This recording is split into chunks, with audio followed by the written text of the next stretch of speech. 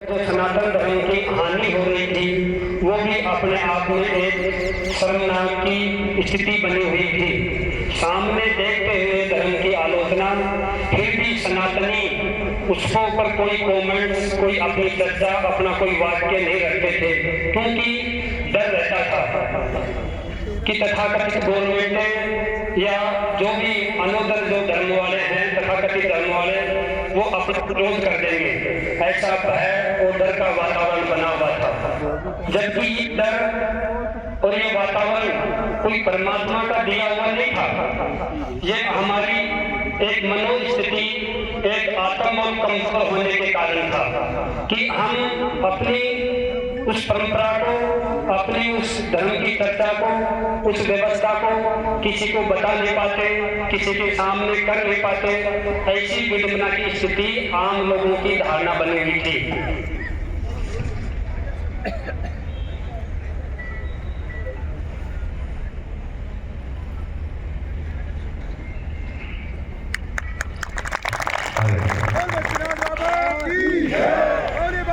महाराज की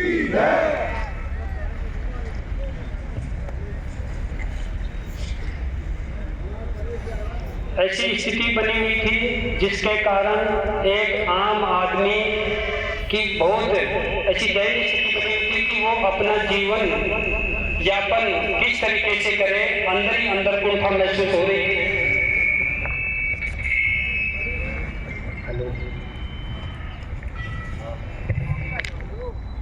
हेलो, ऐसी कुंठा महसूस हो रही थी जिसके कारण ऋषि मुनि भी अपने दबे स्वर में ही बातें करते थे। लेकिन गुरु महाराज की कृपा हुई, गुरु महाराज ने दर्शन दिया और ऐसा आभास कराया कि जब तक इस धूने से, इस तपोभूमि से ऐसा कोई बड़ा पुण्य कार्य नहीं होगा, तब तक शायद ये व्यवस्था ऐसे सुलझेगी नहीं। इस प्रकार के हमारे अंदर भाव प्रकट हुए, ऐसे दृष्टांत पैदा हुए। बाकी हमारी ऐसी हिम्मत नहीं है कि हम इतना बड़ा कार्य कर सकते हैं। ये आप सभी यहाँ पर बुद्ध लोग, बुद्धिजीवी लोग, विद्वान लोग बैठे हैं। शास्त्रों वेदों में निहित है लिखा हुआ कि इतने इतने बड़े श्रेष्ठ कार्य सत्कर्म करने के लिए कितनी भक्ति चाहिए, कितने प्रारब्धों का पुण्य चाहिए, कितने बड़े ऋषि मुनियों को, साधु संतों का आशीर्वाद चाहिए, जब जाकर के ऐसे पुण्य के कार्य निर्विघ्नता पूर्वक सफल हो पाते हैं। ये आपका और हमारा सौभाग्य है कि सिद्ध योगी बाबा बालनाथ जी की कृपा आप हम सब पर बनी और हम ये संकल्प ले सके। कुछ कार्य इस भारत भूमि में जो नेक कार्य होने थे उनमें बहुत देरी होती जा रही थी, क्योंकि बहुत लोग उस धर्म स्थापना के लिए खप गए, मर गए, मिट गए, लेकिन ऐसा कोई भी एक किरण की रूपरेखा नहीं दिख रही थी कि कोई कार्य यह आगे होगा भी नहीं होगा। उस चीज को देखते हुए गुरु महाराज हम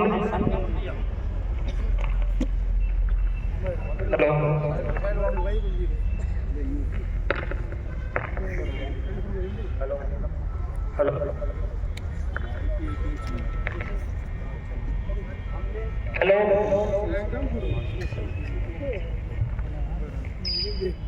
हेलो हेलो हमने आपके सभी सहयोग से ये संकल्प लेकर के और इतने इतने बड़े कार्य इस तपोभूमि में हुए, और उसके माध्यम से जिस प्रकार से जो नेक कार्य रुके हुए थे, आप देख रहे होंगे किस प्रकार से आगे बढ़ रहे हैं।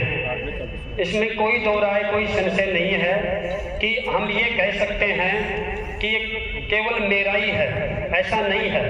ये आप सभी लोगों की भावना एवं सहयोग के माध्यम से ये इतने बड़े सत्कर्म इस भारत की भूमि पर हो पाए, और ये अविस्मरणीय, अकल्पनीय सत्कर्म थे, क्योंकि 108, 1100, 2100, 5151, 6161 और 9108, 551 एवं 365 दिन चलने वाला महायज्ञ का अनुष्ठान हो चुका है। ये अपने आप में बड़ी कृपा गुरु महाराज ने हम सब पर, आप सब पर की। इसके हम आज इस कलयुग में साक्षी हैं। तो धर्म युग में, सतयुग में तो क्या क्या हुआ होगा हम उसकी कल्पना नहीं कर सकते हैं, क्योंकि देवों का वासा था पूर्णतया, आज लेकिन थोड़ा सा कम पड़ता जा रहा है। लेकिन ये भारत की, विश्व में ये भारत की भूमि है जो कहीं पावन पवित्र भूमि है। पूरे विश्व के अंदर ऐसी भूमि, ऐसी संस्कृति देखने को हमें कहीं नहीं मिलेगी, चाहे आप किसी भी कंट्री में जाकर देख सकते हैं। और इसके लिए देवता भी लालायित हैं अवतरण होने के लिए, क्योंकि ये भूमि ऋषि मुनियों और उस परमपिता परमात्मा की देन है कि इस पृथ्वी में इतनी एनर्जी दी है कि जितनी भी महान आत्माएं हैं वो यहीं जन्म लेने का प्रयास करती हैं। और जब जब इस भक्तिमयी गंगा में पाप बढ़ जाता है यदा कदा, तब तब वो देवता ऋषि महात्माओं और संत महात्माओं के रूप में अवतरण होकर के इस भारत भूमि के पापों का कष्ट दूर का और निवारण करते हैं। ऐसे ही महान संतों की अग्रणी श्रेणी में हमारे सिद्ध योगी बाबा बालनाथ जी भी रहे हैं, जिन्होंने अपनी तपस्या और यौगिक क्रियाओं के माध्यम से परम सत्ता और परम पिता परमात्मा का होने का आभास हमें दिलाते रहे। क्योंकि आप सभी इस चीज के साक्षी हैं। हम उन पर विश्वास इसलिए करते हैं कि आप हमारे लोगों के सामने जो बुजुर्ग बैठे हैं उनसे ही वो निकल करके और यहाँ जीवित समाधि दी, ये भी लोगों ने देखा है। यहाँ से निकलते हुए तो भी लोगों ने देखा है, और यहाँ समाधि में रहते हुए बाहर भी भिक्षा करते हुए देखा है, और जयपुर में भी समाधि ली और ये समाधि चल रही है, ऐसा भी लोगों ने देखा है। और इसका साक्षी प्रमाण लोग जीवित हैं, आंखों देखा हाल बता सकते हैं।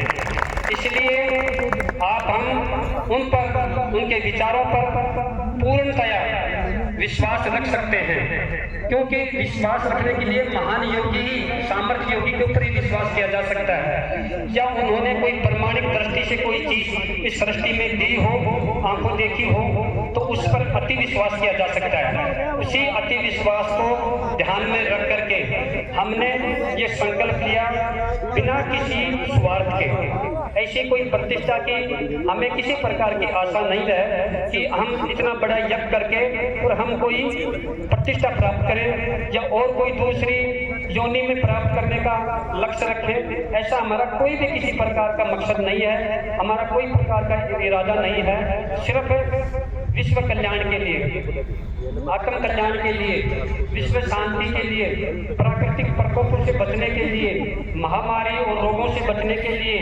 भ्रष्टाचार और जो राजनीतिक वैमनस्यता थी, कई प्रकार की बुराइयां थी समाजों के अंदर, जो एक दूसरे के पास बैठते नहीं थे, एक दूसरे समाज इकट्ठे होकर के कोई इतना बड़ा सत्कर्म नहीं करते थे। ऐसे सत्कर्मों को कुछ जाति और वर्ग विशेष में बांटकर, धर्म विशेष में बांटकर इस महान सत्कर्म को एक सीमित कर दिया गया था और एक आम आदमी से एक दूर की कोड़ी साबित हो रहा था। लेकिन गुरुदेव की कृपा हुई और आप लोगों का सहयोग हुआ और एक अंतिम पायदान पर खड़ा व्यक्ति, एक रिक्शे वाला भी, एक थैले वाला भी, एक रेडी वाला भी ऐसे सत्कर्म अनुष्ठान में बैठ सके, ऐसा प्रावधान गुरु महाराज ने हमारी बुद्धि के अंदर दिया। और उस विचार को हम आपके सामने प्रस्तुत किया और आपने झोली भरकर उस प्रस्ताव हमारे को झोली भर के लिया और झोली